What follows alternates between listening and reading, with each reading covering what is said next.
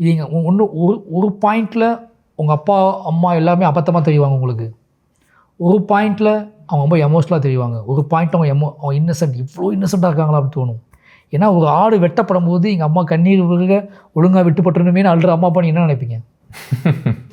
நம்ம ஆனால் அதுவே கட் பண்ணி வேறு விஷுவல் காமிச்சோம் அப்படின்னா, இப்போ அந்த இடத்துல நகர்ந்து இப்போது ரயில்வே ட்ராக்கில் ஆடெல்லாம் மேய்ஞ்சிக்கிட்டு இருக்குது, எங்கள் அம்மா அப்பா இருக்காங்கன்னா ட்ரெயின் வருது அப்படின்னா எங்கள் அம்மா அப்பா பதறி போய் ஓடுவாங்க. அதனுடைய வருத்தமே வேறையாக இருக்குது. பதறி ஓடுவாங்க, ஏதாவது அடிபட்டுருமோன்னு பதறிட்டு ஓடுவாங்க. அப்போ அங்கேயும் ஒரு அம்மா அப்பா நான் புரிஞ்சுக்கிறேன். இங்கே போய் கடவுள் முன்னாடி நிப்பாட்டிக்கிற ஆடு ஒரே வெட்டில் துண்டா விழணும்னு நினச்சி அப்படியே ஒன்று கையை கிட்டத்தட்ட அந்த கிளைமாக்ஸ் கபடி மாதிரி அப்படியே நிற்பாங்க. அது வெட்டு விழுந்து துண்டை விழுந்த உடனே அவங்களுக்கு ஒரு ஆனந்த கண்ணீர் வரும்.